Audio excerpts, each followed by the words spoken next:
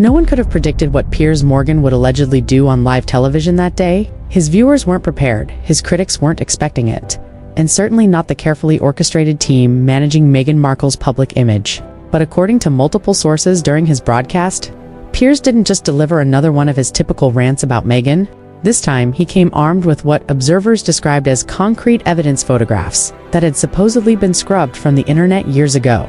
Images that certain powerful people had allegedly worked tirelessly to bury forever. These weren't photographs from her royal era or Hollywood red carpet moments, but allegedly from her Soho House days, capturing private parties, exclusive gatherings, and late-night events that Meghan herself has never publicly acknowledged or discussed.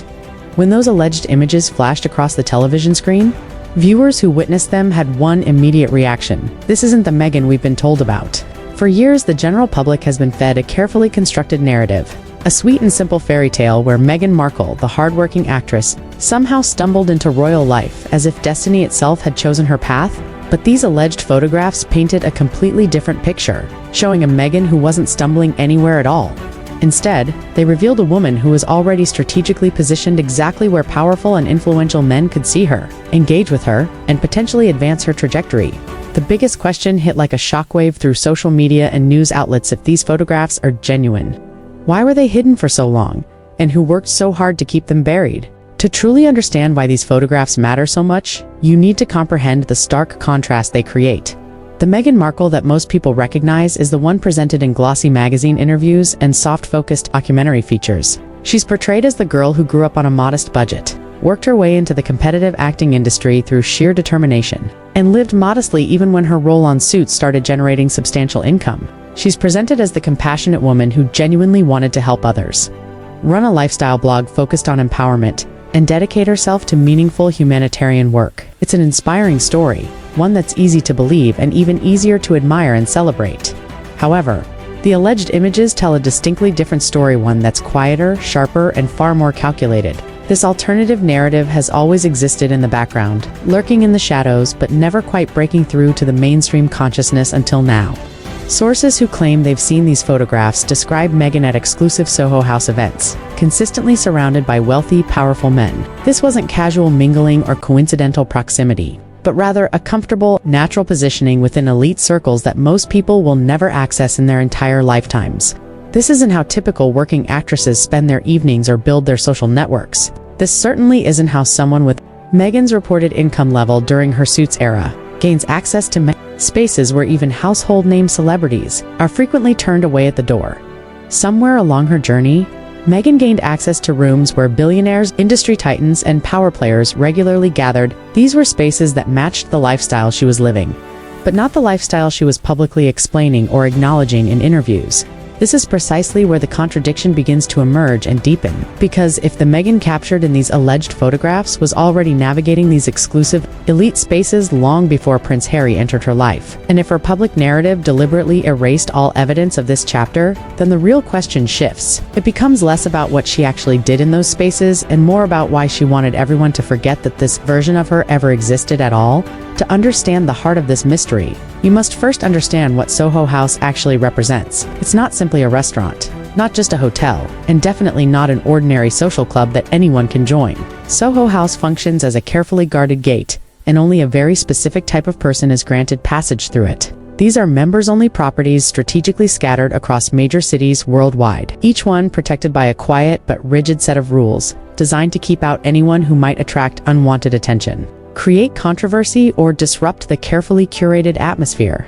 The founder famously stated they actively avoid granting membership to people who create drama, attract paparazzi attention, or generate media storms that could compromise the club's exclusive reputation. Yet somehow, Meghan, who was then merely a cable television actress with a relatively small and niche fan base, had access to multiple Soho House locations spanning London, Toronto, New York, and beyond. And this wasn't just occasional visitor access. According to Prince Harry's own published memoir, Meghan referred to Soho House as her headquarters.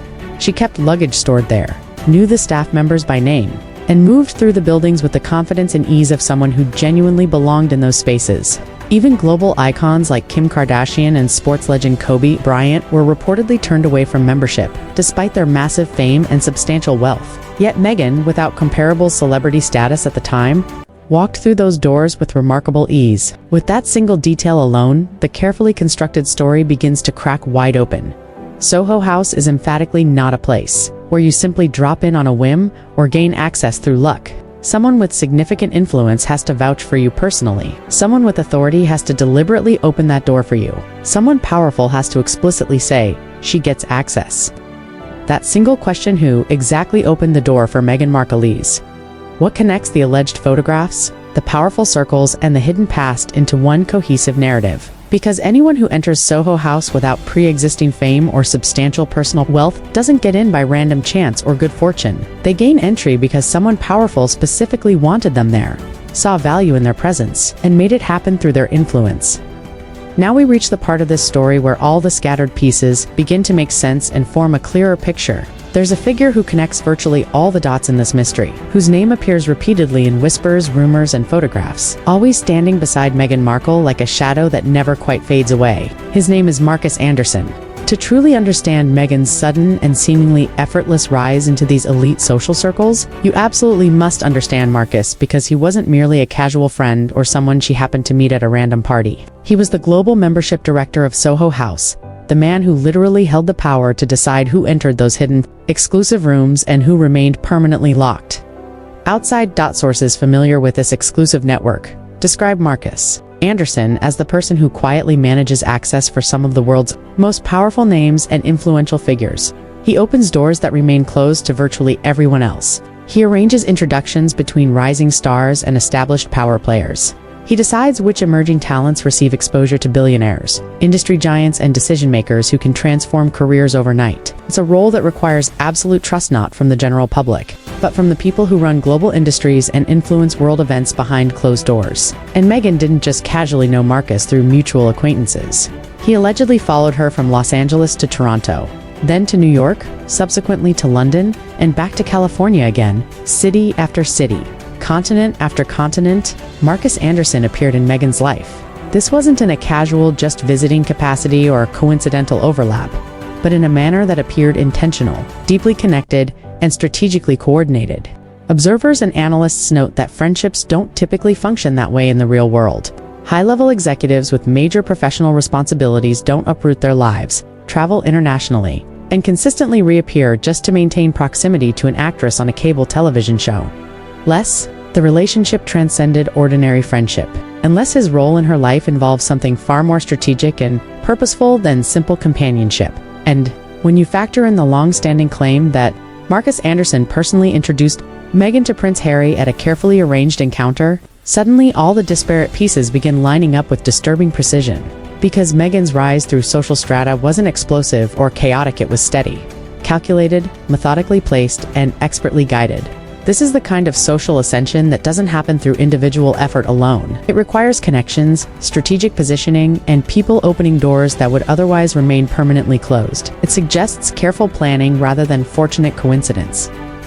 But there's yet another layer to this increasingly complex story, one that stretches beyond the Soho House network and into an even more discrete world. This is the world of private luxury yachts, invitation-only gatherings, and extraordinarily wealthy men who strongly prefer their social events to occur far away from cameras, journalists, and public scrutiny. A man named Christopher Jones enters the narrative at this juncture.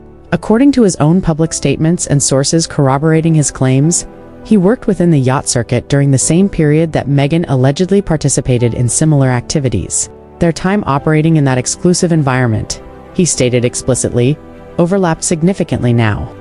To be completely fair and accurate, not every yacht-related story involves scandal or impropriety. Some actresses accept invitations to these events purely for networking purposes, establishing industry connections and building relationships that might advance their careers through legitimate means. Some attend because it represents an opportunity to be seen in exclusive settings where careers can be transformed through proper introductions and professional interactions. But the reason these particular claims about Meghan matter so significantly is because of the pattern they reveal. When examined alongside everything else, we know we have documented evidence of Meghan appearing in elite social circles well before she achieved any significant fame or recognition. We have her possessing access to exclusive spaces and venues far beyond what her reported income level during that period could have reasonably afforded. We have alleged photographs showing her consistently positioned around wealthy, older, powerful men in intimate social settings. We have her documented connection to Marcus Anderson,